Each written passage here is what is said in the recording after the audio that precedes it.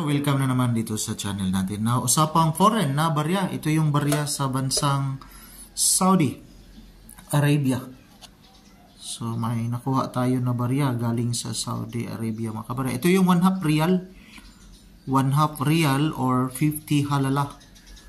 Yung currency kasi nila is real. So, ito yung 1/2. So, 1 real. So, tinatawag na 50 halala. Now, yung composition nito is copper nickel. May bigat na 6.5 grams with the diameter naman niya is 26 mm. Thickness naman niya is 1.69. Round yung bariyang ito. So, standard circulation itong bariyang ito. So, at least nag-circulate pa ito sa ngayon. So, ito naman yung kanyang obverse. So, may cross swords with the palm tree. Sa may Arabic.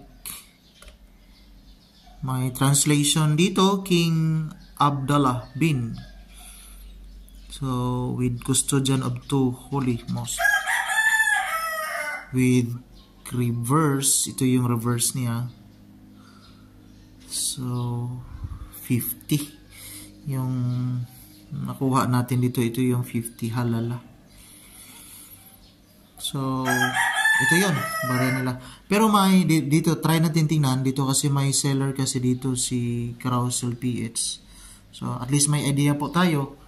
Baka may hawak tayo na ganitong klaseng barya. So, ito yun. So, dito, tatlong 50 halala coin.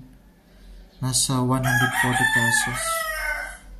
Dati 150, so naging 140. So balitag 50-50. While ito naman yung isa, 50 halala, 50 pesos din, mga kabarya. So yun yung selling value sa may hawak sa ganitong klaseng barya. Tinitinan kasi natin kung may seller na ba, may value ba itong barya na hawak natin. Again, itong hawak nating barya, nasa face value lang ito, pero tinitingnan natin kasi yung mga nagbibinta sa mga ganitong klaseng barya. So, at least may idea tayo. Dito, with the different years, so ito yung mga year with different value appraisal. So, hindi umabot ng 100 pesos. Nasa average lang sa 20-25.